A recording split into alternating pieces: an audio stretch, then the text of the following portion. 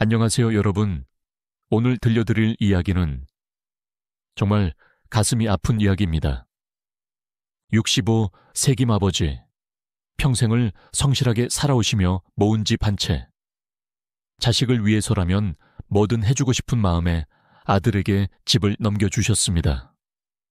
그런데 그 선택이 아버지 인생을 송두리째 바꿔놓게 될 줄 누가 알았을까요? 아버지, 이제 나가주세요. 자신이 40년간 살던 집에서 자신의 아들에게 이런 말을 들은 아버지의 마음이 어땠을까요?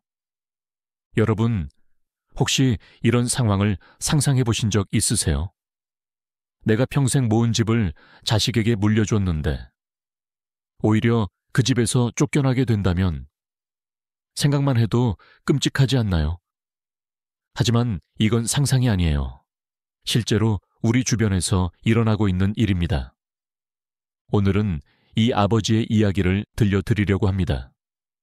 하지만 절망으로 끝나는 이야기는 아니에요. 오히려 65세에 새로운 인생을 시작한 희망적인 이야기입니다.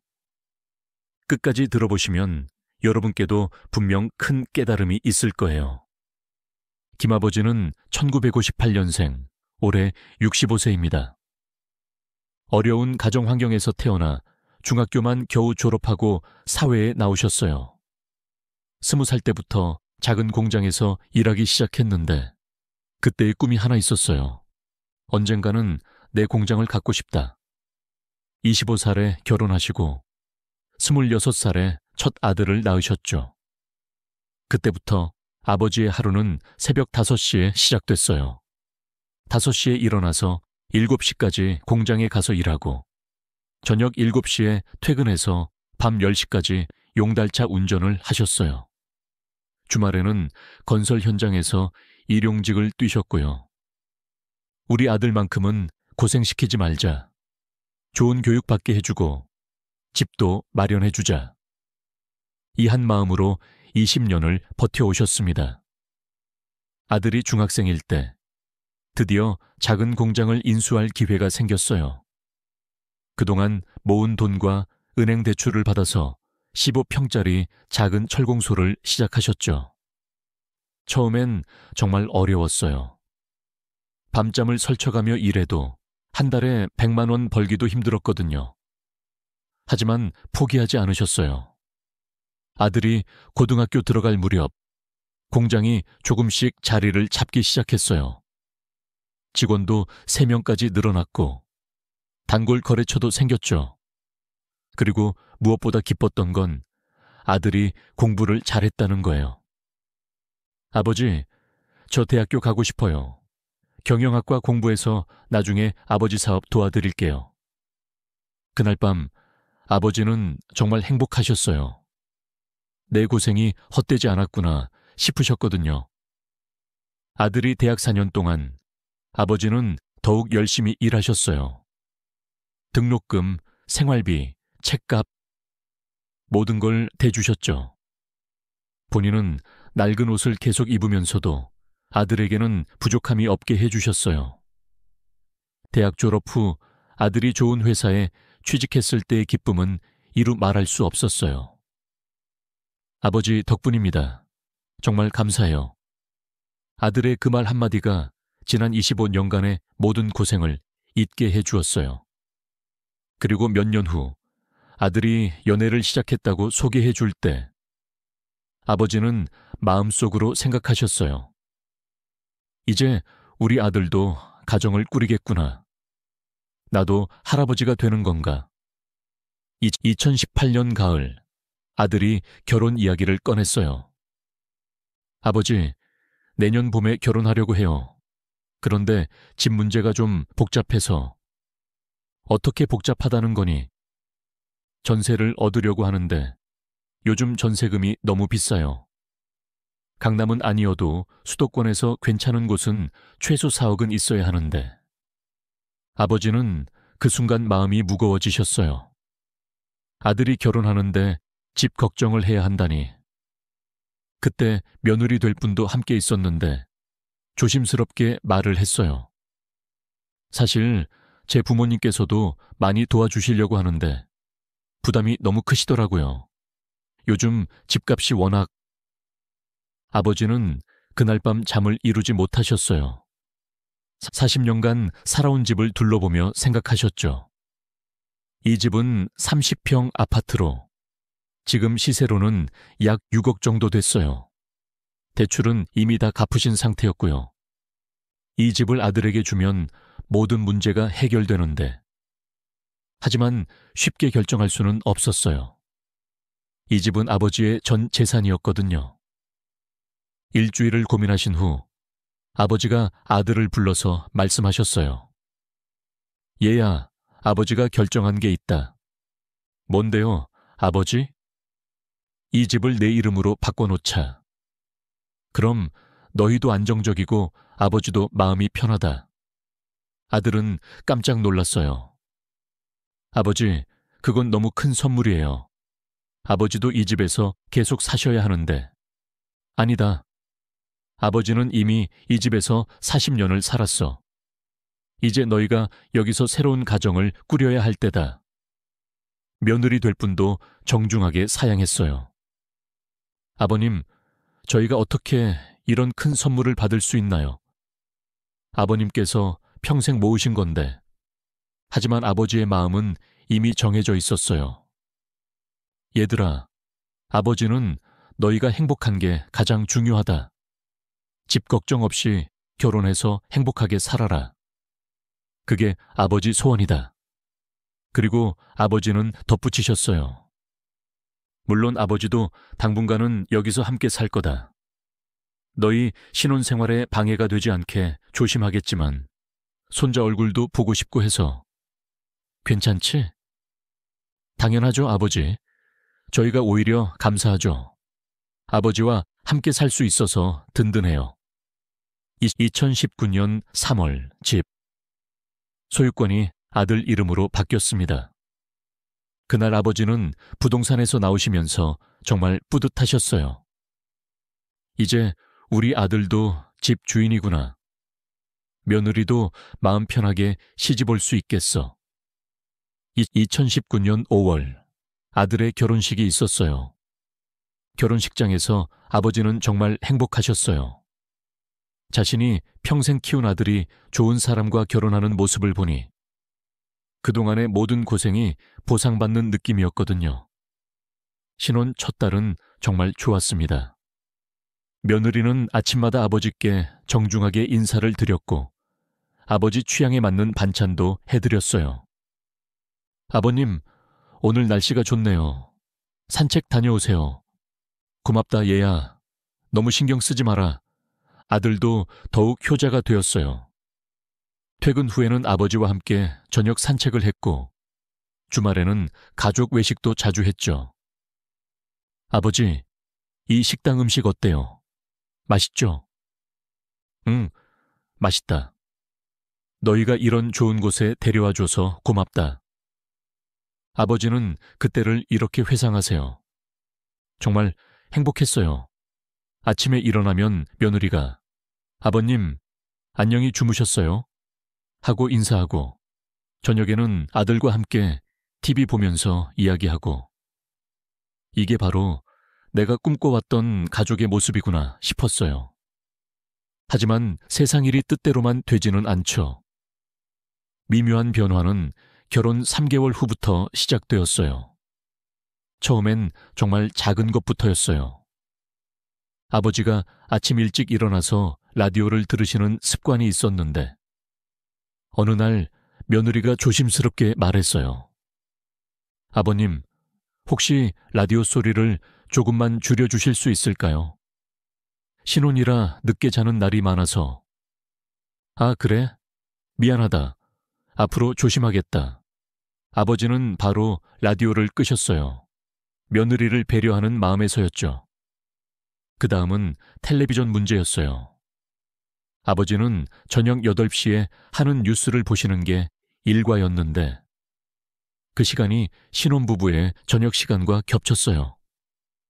아버님, 오늘은 저희가 좀 중요한 이야기를 해야 해서 거실을 써도 될까요?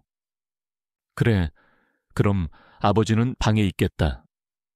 이런 일들이 하나둘 늘어가기 시작했어요.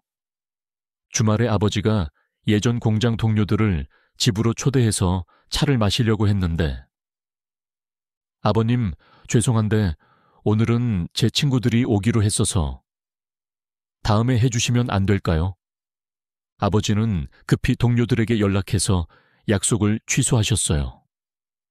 며느리의 친정 어머니가 오시는 날이면 아버지는 아예 집을 비워달라는 요청을 받기도 했어요.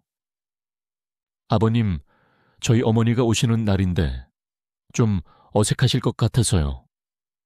이런 일들이 계속 반복되면서 아버지는 점점 자신의 집에서 눈치를 보게 되셨어요. 40년간 자유롭게 살던 집에서 갑자기 모든 행동을 조심해야 하는 상황이 된 거죠. 가장 힘들었던 건 아들과의 관계였어요. 예전에는 퇴근 후 아버지와 함께 차를 마시며 하루 이야기를 나누곤 했는데, 이제는 며느리와의 시간을 우선시하게 됐어요. 아버지, 오늘은 아내와 영화를 보러 가기로 했어서 다음에 이야기해요. 아버지는 이해하려고 노력하셨어요. 신혼이니까 당연하지. 아버지보다 아내가 우선이야. 하지만 마음 한편으로는 서운함이 쌓여갔어요. 그러던 어느 날, 며느리와 아들이 거실에서 대화하는 소리가 우연히 들렸어요.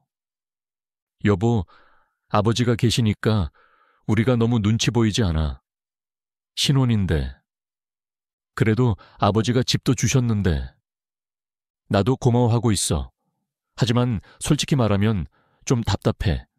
우리만의 공간이 없는 느낌이야. 그리고 나중에 아이 생기면 육아 문제도 있고, 아버지랑 생활 패턴도 다르고. 그 대화를 들은 아버지의 마음이 어땠을까요? 그날 밤 아버지는 잠을 이루지 못하셨어요. 내가 방해가 되고 있구나.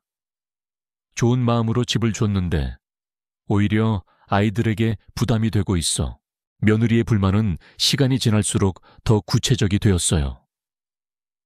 여보, 우리 친구들을 집에 초대하기가 어려워. 아버지가 계시니까 자유롭게 이야기하기도 힘들고, 아이 갖는 계획도 좀 미뤄야 할 것 같아. 육아하면서 아버지까지 모시기는 쉽지 않을 것 같은데. 그리고 솔직히 말하면 우리가 집주인 같은 느낌이 안 들어. 여전히 아버지 집에 얹혀 사는 느낌이야. 매일 이런 이야기를 듣다 보니 아들의 마음도 서서히 변하기 시작했어요. 처음에는 아버지 편을 들었어요. 아버지가 집도 주셨는데 그런 말 하면 안 되지. 좀 참자. 하지만 아내의 불만이 계속되자 아들도 스트레스를 받기 시작했어요. 신혼생활에서 가장 중요한 건 부부 사이의 화합인데 그게 흔들리고 있었거든요. 어느 날 아침 아버지가 화장실에서 나오시는데 며느리가 기다리고 있었어요. 아, 죄송해요. 먼저 쓰세요. 아니야, 급하지 않으니까 아버님이 먼저 쓰세요. 겉으로는 서로 배려하는 것 같았지만 그런 작은 불편함들이 쌓여가고 있었어요. 저녁 식사 시간도 마찬가지였어요. 아버지는 예전처럼 편하게 드시려고 했는데 신혼부부는 둘만의 시간을 갖고 싶어 했죠. 아버지, 오늘은 저희가 좀 늦게 먹을게요. 먼저 드세요. 이런 말을 들을 때마다 아버지는 마음이 무거워지셨어요. 그리고 결정적인 순간이 왔어요. 어느 날 저녁, 아들이 조심스럽게 아버지께 말을 꺼냈어요. 아버지, 죄송한데 혹시 따로 사시는 건 어떨까요? 그 말을 들은 순간 아버지는 머리가 하얘지셨어요. 얘야, 갑자기 왜 그런 소리를 하니? 아버지가 뭘 잘못했나? 잘못하신 건 아니에요. 그냥 서로 편하게 지내는 게 좋을 것 같아서요.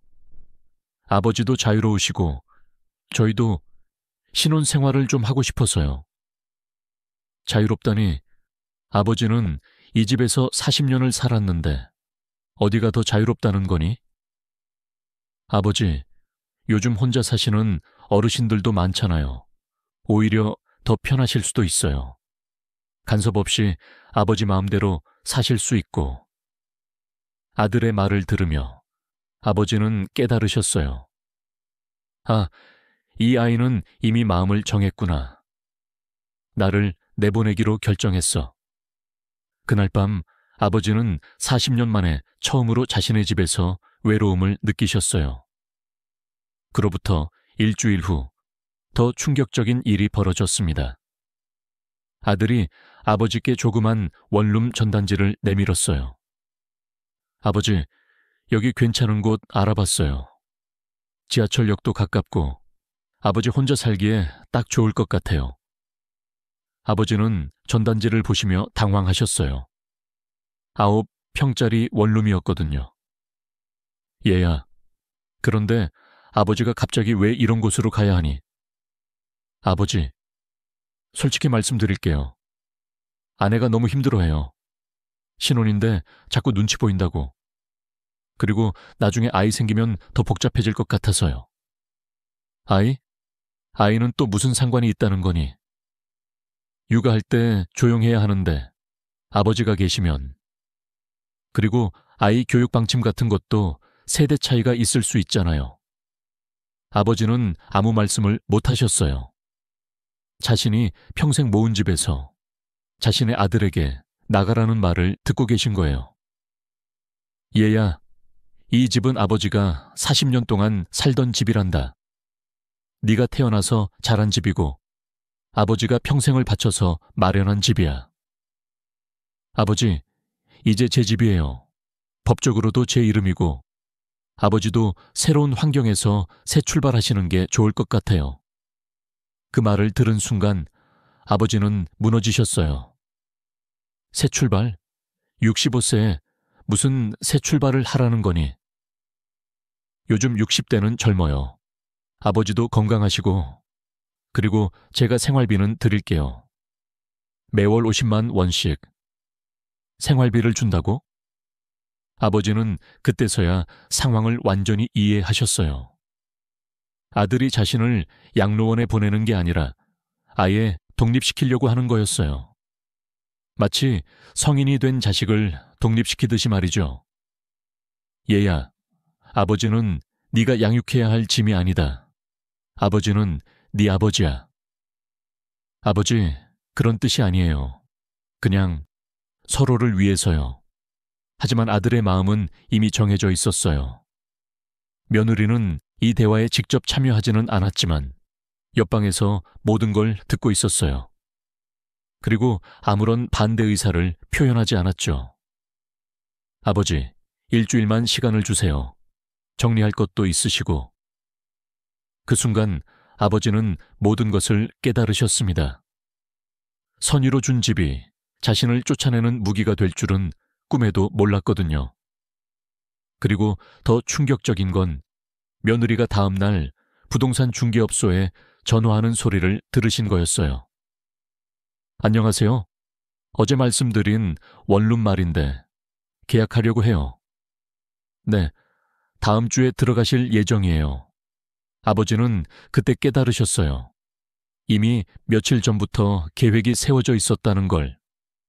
2019년 11월 15일. 아버지가 기억하고 계시는 정확한 날짜예요. 그날 아버지는 정말로 집을 나오셨습니다. 40년간 살던 집의 열쇠를 아들에게 돌려주고 캐리어 2개와 작은 가방 하나만 들고 나오시는 아버지의 뒷모습. 상상만 해도 가슴이 아프지 않나요? 아들과 며느리는 그날 배웅도 나오지 않았어요. 일이 있다는 핑계로 집에 없었거든요. 아버지가 이사한 곳은 지하철역에서 10분 거리에 있는 9평짜리 원룸이었어요. 40년 전 신혼 때 살았던 집보다도 더 작은 공간이었죠. 첫날 밤 아버지는 그 작은 방에 혼자 앉아서 생각하셨어요. 내가 뭘 잘못했을까? 자식을 위해 집까지 줬는데 왜 이렇게 됐을까? 냉장고도 없는 방에서 컵라면으로 저녁을 드시며 40년간 함께했던 집이 그리워지셨어요. 넓은 거실, 아침마다 햇볕이 들어오던 안방, 손수 가꾸던 작은 베란다 화분들. 모든 게 그리웠어요. 며칠 후 예전 집 앞을 지나가게 되었어요. 문득 들여다보니 며느리가 거실을 새로 꾸미고 있더라고요. 자신이 40년간 아꼈던 가구들은 모두 사라지고 새 가구들로 바뀌어 있었어요. 아버지가 아끼던 오래된 소파, 책상, 옷장, 모든 게 없어져 있었죠. 아, 이제 정말로 내 집이 아니구나. 그날부터 아버지는 깊은 우울에 빠지셨습니다. 아들에게 전화를 해도 바쁘다. 나중에 연락드릴게요만 반복했어요. 처음 한두 달은 그래도 가끔 안부 전화라도 왔는데 점점 연락이 줄어들었어요. 며느리와 함께 있을 때는 아예 전화를 받지도 않았죠. 한 번은 급한 일이 있어서 여러 번 전화했는데 며느리가 받아서 지금 중요한 일을 하고 있으니까 나중에 연락드리겠다고 했어요. 그 나중에는 결국 오지 않았어요. 명절이 되어도 상황은 마찬가지였어요. 아버지, 집이 좁아서 모시기 어려워요. 대신 좋은 식당에서 만나죠. 추석에도 설날에도 호텔 식당에서 2시간 정도 만나는 게 전부였어요. 그것도 며느리는 몸이 안 좋다며 나오지 않는 경우가 많았죠. 가장 힘들었던 건 완전히 혼자가 되었다는 거였어요. 예전에는 공장 동료들도 있었지만 나이가 들면서 하나둘씩 연락이 끊어졌어요. 공장도 몇 년 전에 정리했고요. 아침에 일어나서 밤에 잠들 때까지 하루 종일 아무와도 말하지 않는 날이 많았어요. 내가 이렇게 외로운 사람이었나. 65세, 세상에서 가장 외로운 사람이 되어버린 기분이었습니다. 가끔 원룸 창문으로 내려다보면 아래 놀이터에서 노는 아이들이 보였어요. 할아버지와 손잡고 걷는 아이들을 보면 마음이 더욱 쓸쓸해졌죠. 나도 언젠가는 손자와 함께 저렇게 산책할 수 있을 거라고 생각했는데 밤에는 더욱 힘들었어요. 작은 방에 혼자 누워서 천장을 바라보며 지난 일들을 되돌아보셨어요. 내가 뭘 잘못했나? 너무 많이 베풀었나? 아니면 너무 부족했나? 어떤 날은 아들에게 화가 나기도 했어요. 내가 평생을 바쳐서 키웠는데 이렇게 버리다니? 어떤 날은 자책하기도 했어요. 내가 아이들에게 짐이 되고 있었구나. 미처 깨닫지 못했어. 그렇게 6개월이 지났을 때였어요. 아버지는 정말로 모든 걸 포기하고 싶으셨어요. 이렇게 사는 게 무슨 의미가 있나? 그런 아버지에게 변화가 찾아온 건 2020년 5월이었어요. 매일 집에만 있기가 답답해서 근처 공원을 산책하기 시작하셨는데 어느 날 벤치에서 비슷한 또래 할아버지를 만나게 되었어요. 그분도 혼자 오셔서 새들을 보며 앉아 계시더라고요. 안녕하세요. 자주 뵙는 것 같은데 인사 한번 드려야겠다 싶어서요. 아, 안녕하세요. 저도 늘 보면서 궁금했어요. 저는 박재홍이라고 합니다. 김영수입니다. 반갑습니다. 박 할아버지와 이야기를 나누다 보니 놀랍게도 정말 비슷한 처지였어요. 저도 아들에게 집을 물려줬다가 비슷한 일을 겪었어요. 정말요? 저만 그런 게 아니었군요. 요즘 이런 경우가 참 많아요. 좋은 마음으로 해준 일이 독이 되는 경우가. 제가 이 일을 겪은 지 벌써 3년 됐어요. 김아버지는 그제서야 자신만의 문제가 아니라는 걸 깨달으셨어요. 박 할아버지는 김아버지보다 3년 먼저 같은 경험을 하셨던 거예요. 처음엔 어떠셨어요? 저요? 처음 1년은 정말 힘들었어요. 우울증도 왔고 세상이 다 원망스러웠죠. 하지만 지금은 오히려 감사하고 있어요. 감사하다고요? 네. 이상하게 들리시겠지만 정말이에요. 박 할아버지는 자신의 이야기를 들려주셨어요. 저는 김 형님보다 먼저 이런 일을 겪었어요. 처음엔 정말 억울하고 분했죠. 하지만 시간이 지나면서 깨달은 게 있어요. 뭘 깨달으셨는데요? 자식들을 위해서만 살다가 처음으로 저 자신을 위해서 사는 법을 배웠어요. 65세 말이에요. 자신을 위해서 산다는 게 자식 눈치 안 보고 내 마음대로 살 수 있는 자유를 얻은 거예요. 물론 처음엔 적응하기 힘들었지만 지금은 정말 만족해요. 박 할아버지는 김아버지에게 자신의 하루 일과를 설명해 주셨어요. 저는 아침 6시에 일어나서 공원에서 운동하고 9시에 경로당에 가서 친구들과 바둑 두고 오후에는 도서관에서 책 읽고 저녁에는 취미 모임에 가요. 취미 모임이요? 네, 사진 찍는 모임이에요. 젊은 시절에 사진에 관심이 있었는데 먹고 살기 바빠서 못했거든요. 이제야 시간이 생겨서 배우고 있어요. 김아버지는 놀라셨어요. 같은 상황에서도 이렇게 다르게 살 수 있다는 게 신기했거든요. 글쎄요, 사실 공장 운영하면서 항상 다른 사람들에게 도움이 되고 싶다는 생각을 했었어요. 젊은 사업자들에게 조언도 해주고 싶고. 그거 좋은데요. 요즘 창업하려는 젊은 친구들이 많은데 형님 같은 선배의 조언이 정말 필요해요. 그리고 박 할아버지는 김아버지에게 제안을 하셨어요. 형님, 우리 동네 경로당에 가보시는 거 어때요? 거기서 바둑도 두고 여러 사람들과 어울리기도 하고 생각보다 재밌어요. 경로당이요? 저는 그런 곳 가본 적이 없어서 저도 처음엔 어색했어요. 하지만 지금은 제 낙원이에요. 형님처럼 혼자 계신 분들도 많고 다들 좋은 분들이에요. 그런데 저는 아직 마음의 정리가... 형님, 하나만 약속해 주세요. 일주일만 저와 함께 경로당에 가보시는 거예요. 만약 정말 안 맞으시면 그만두셔도 돼요. 김아버지는 고민하셨어요. 아직 마음의 상처가 아물지 않았거든요. 하지만 매일 혼자 있는 것보다는 나을 것 같다는 생각이 드셨어요.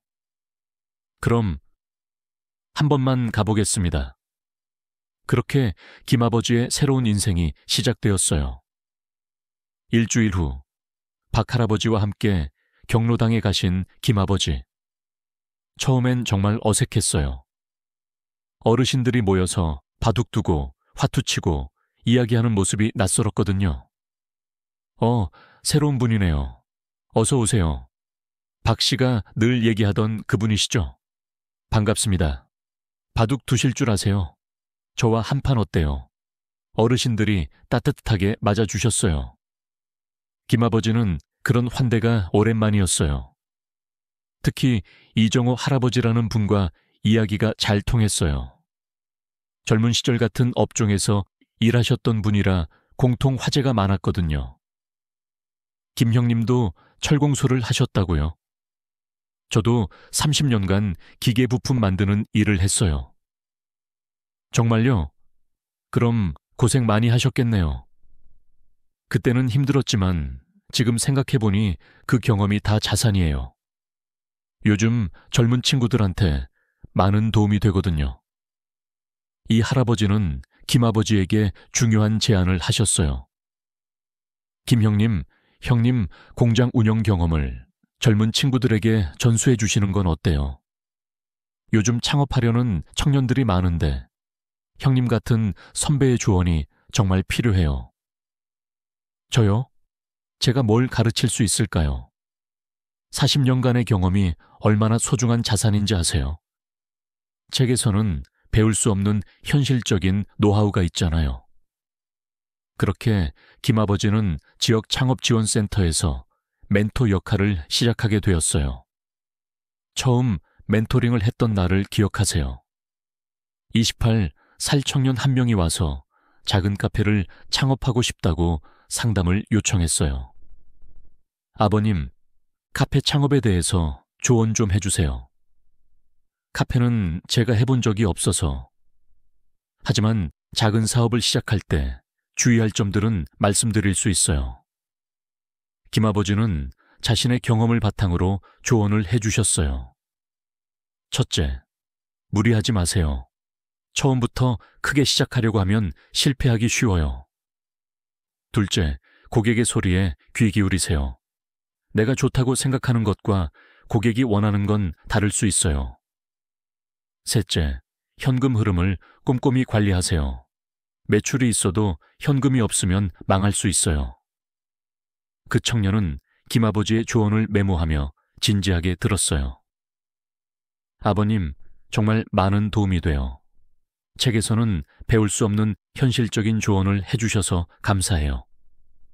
그리고 한 가지 더, 실패를 두려워하지 마세요. 저도 처음에는 실패가 많았어요.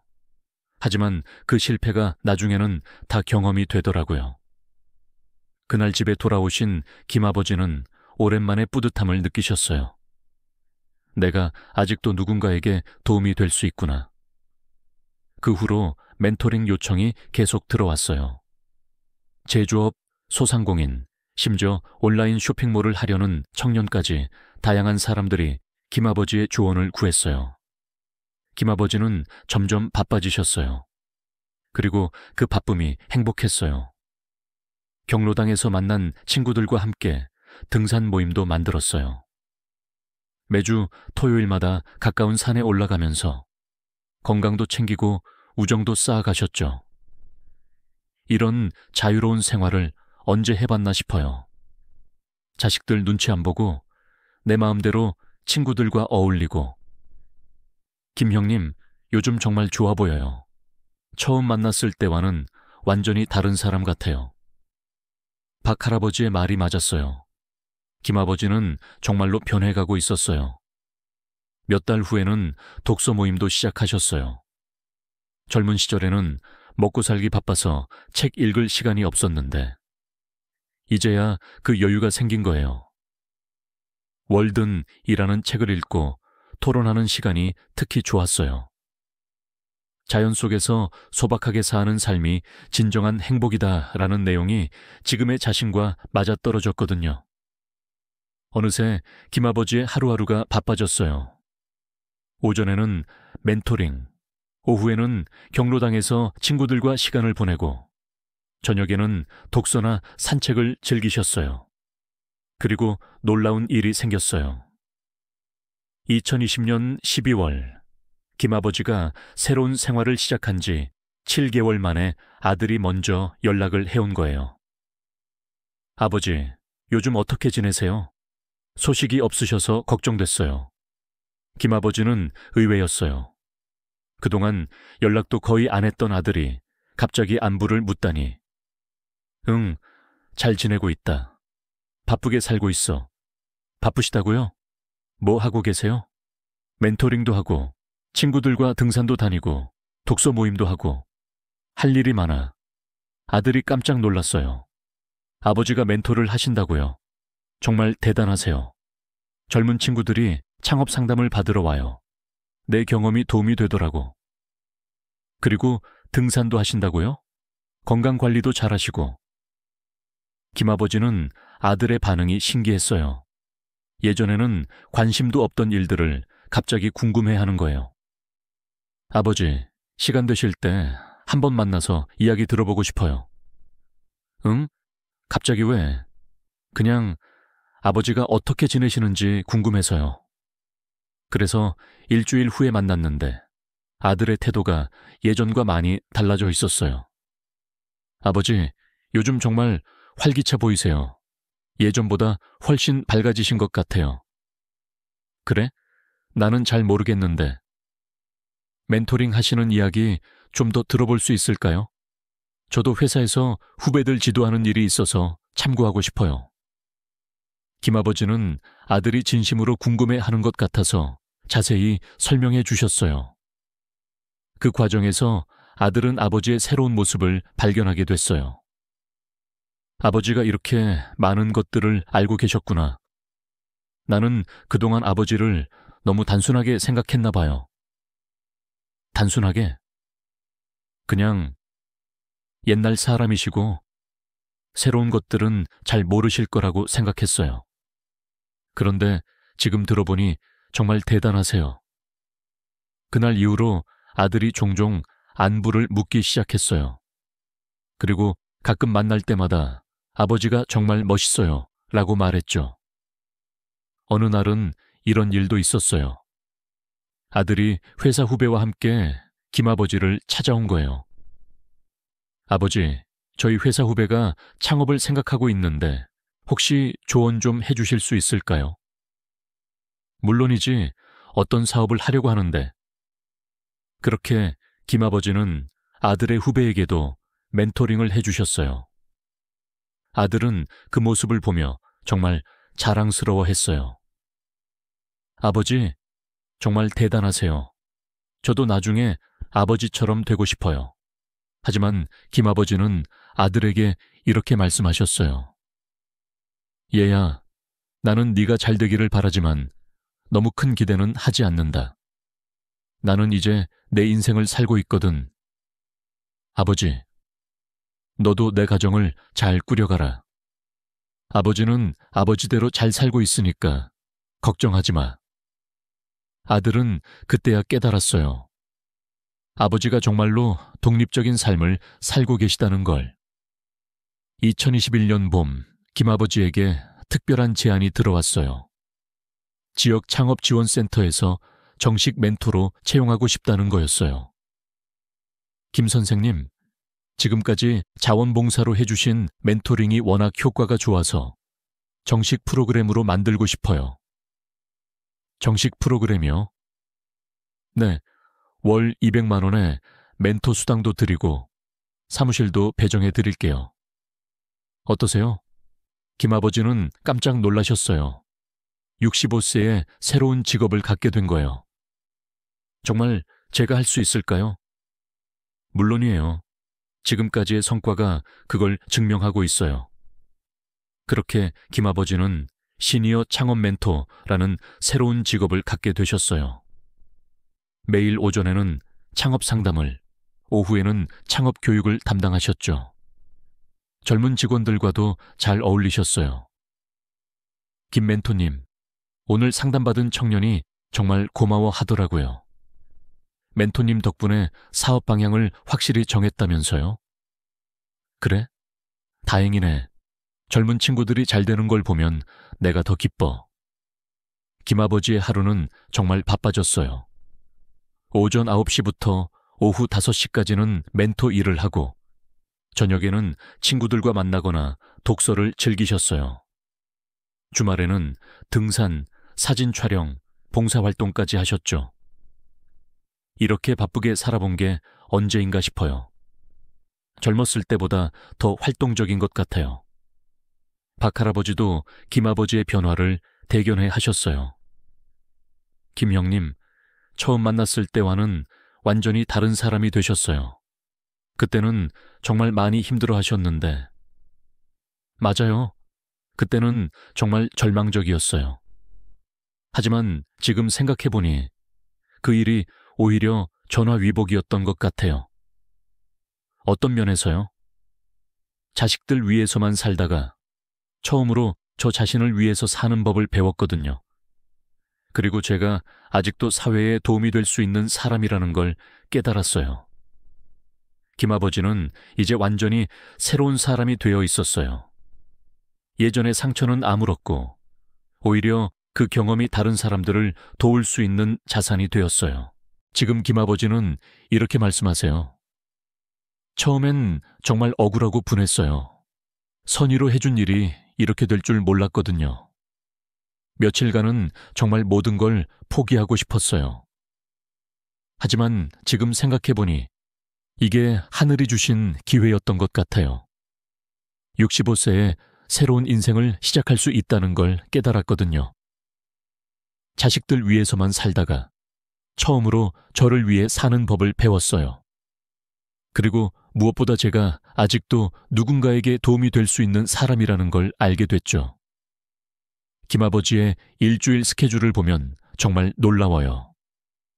월요일 창업 멘토링, 독서 모임, 화요일 창업 교육 강의, 친구들과 저녁 식사 수요일, 멘토링, 사진 동호회, 목요일 창업 교육, 봉사활동, 금요일 멘토링, 개인 시간, 토요일 등산, 가족 친구들과 시간, 일요일 휴식, 독서, 산책, 이렇게 바쁘게 살아본 게 언제인가 싶어요. 젊었을 때는 생계를 위해서 바빴다면 지금은 보람을 위해서 바빠요. 그리고 아들과의 관계도 완전히 달라졌어요. 이제는 아들이 먼저 연락을 해서 안부를 묻고 가끔은 조언을 구하기도 해요. 아버지, 회사에서 어려운 일이 있는데 어떻게 해결하면 좋을까요? 얘야, 아버지가 젊었을 때 비슷한 일이 있었는데 예전에는 아버지가 아들에게 일방적으로 주기만 했다면 이제는 서로 주고받는 관계가 됐어요. 명절에도 변화가 있었어요. 이제는 아들이 김아버지의 새집에 찾아와요. 물론 며느리도 함께요. 아버지, 집이 정말 깔끔하고 좋네요. 아버지 혼자 사시기에 딱 적당해 보여요. 그리고 요즘 하시는 일 이야기도 더 들어보고 싶어요. 김아버지는 그런 아들의 모습이 신기해요. 예전과는 완전히 다른 태도거든요. 하지만 김아버지는 이미 아들에게 의존하지 않는 삶을 살고 계세요. 얘야, 가끔 이렇게 안부 확인하는 것만으로도 충분하다. 아버지는 아버지대로 잘 살고 있으니까. 물론 너희가 어려운 일이 있으면 언제든 도와줄 거야. 하지만 그것도 내가 할 수 있는 범위에서만. 이제는 나도 내 인생이 있거든. 김아버지는 이제 진정한 의미의 독립을 이루셨어요. 경제적으로도 정서적으로도 사회적으로도 완전히 자립하신 거죠. 가끔 예전 집이 그립긴 해요. 40년을 살던 곳이니까요. 하지만 후회는 없어요. 오히려 지금이 더 만족스러워요. 왜냐하면 이제는 누구 눈치도 안 보고 내가 원하는 대로 살 수 있거든요. 그리고 무엇보다 내가 사회에 도움이 되는 사람이라는 걸 깨달았어요. 그리고 김아버지는 비슷한 처지에 있는 다른 어르신들에게도 도움을 주고 계세요. 경로당에서 만나는 어르신들 중에 비슷한 고민을 가진 분들이 계시거든요. 김 형님, 저도 아들에게 집을 줄까 고민 중인데 어떻게 생각하세요? 글쎄요, 제 경험으로는 너무 성급하게 결정하지 마세요. 그리고 만약 정말 주신다면 나중에 어떤 일이 생겨도 후회하지 않을 각오를 하고 주세요. 그리고 가장 중요한 건 집을 주든 안 주든 자신만의 독립적인 삶을 준비하는 거예요. 자식에게만 의존하는 삶은 위험해요. 김아버지는 이제 자신의 경험을 다른 사람들과 나누는 일도 하고 계세요. 지역 방송국에서 인터뷰 요청이 왔을 때도 기꺼이 응하셨어요.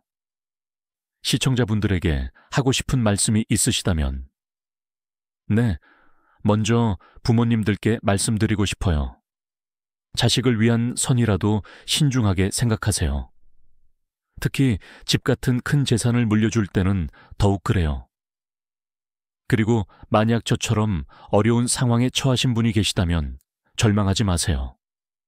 언제든 새로운 시작이 가능해요. 저는 65세에 새로운 인생을 시작했어요. 나이는 정말 숫자일 뿐이에요. 마지막으로 자녀분들께도 한 말씀 드리고 싶어요. 부모님의 선의를 당연하게 생각하지 마세요. 그 선의에는 평생의 사랑과 희생이 담겨 있거든요. 김아버지의 이야기는 지역 신문에도 실렸고 온라인에서도 화제가 되었어요. 댓글들을 보면 정말 다양한 반응이 있었어요. 저희 아버지와 똑같은 상황이에요. 이 기사를 아버지께 보여드려야겠어요. 반성하게 되네요.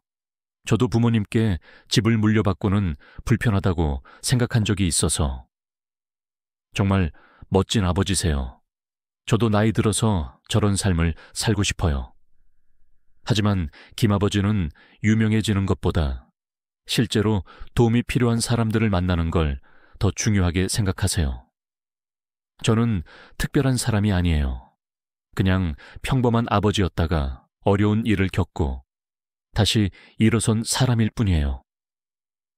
제 이야기가 비슷한 처지에 있는 분들에게 조금이라도 도움이 된다면 그것만으로도 충분해요. 실제로 김아버지께 직접 상담을 요청하는 분들도 많아졌어요. 저도 아들에게 집을 뺏긴 아버지입니다. 어떻게 하면 선생님처럼 다시 일어설 수 있을까요? 저도 70세인데 정말 새로운 시작이 가능할까요? 김아버지는 그런 분들을 만날 때마다 자신의 경험을 솔직하게 나누세요. 처음엔 정말 힘들 거예요. 저도 6개월 동안은 우울했거든요. 하지만 포기하지 마세요. 작은 것부터 시작하세요. 산책도 좋고 경로당 가는 것도 좋아요. 중요한 건 집에만 있지 말고 밖으로 나오는 거예요. 그리고 자신이 가진 경험과 지식을 다른 사람들과 나누세요. 분명 도움이 필요한 사람들이 있을 거예요. 김아버지는 이제 자신만의 인생 철학을 갖고 계세요. 제가 깨달은 가장 중요한 것은 진정한 행복은 다른 사람의 인정이 아니라 자기 자신의 만족에서 온다는 거예요. 예전에는 자식들이 저를 인정해주고 고마워해줘야 행복하다고 생각했어요. 하지만 그건 잘못된 생각이었어요. 자식들에게는 자식들만의 인생이 있어요. 그들의 행복과 제 행복은 별개의 문제예요. 물론 가족은 소중해요. 하지만 가족이라는 이름으로 서로를 구속하거나 희생을 강요해서는 안 되죠. 김아버지의 철학은 단순하지만 깊어요. 첫째, 언제든 새로운 시작이 가능하다. 둘째, 나이는 정말 숫자일 뿐이다. 셋째, 자신의 경험은 소중한 자산이다. 넷째, 도움을 주는 삶이 가장 보람있다. 다섯째, 진정한 독립은 경제적 독립뿐만 아니라 정서적 독립도 포함한다. 이런 철학을 바탕으로 김아버지는 매일을 충실하게 살고 계세요. 저는 이제 하루하루가 감사해요. 건강하게 일할 수 있고, 누군가에게 도움이 될 수 있고, 좋은 친구들과 함께 할 수 있어서요. 예전에는 미래 걱정만 했어요. 아들이 잘 될까? 손자는 언제 보나? 나는 어떻게 늙어갈까? 하지만 지금은 오늘 하루만 생각해요. 오늘 내가 누구를 도울 수 있을까? 오늘 무엇을 배울 수 있을까? 오늘 어떤 즐거운 일이 있을까? 그리고 김아버지는 미래에 대한 계획도 갖고 계세요. 70세가 되면 해외 봉사활동을 해보고 싶어요. 제가 가진 기술과 경험을 개발도상국의 젊은이들에게 전수해주고 싶거든요. 75세가 되면 책을 써보고 싶어요.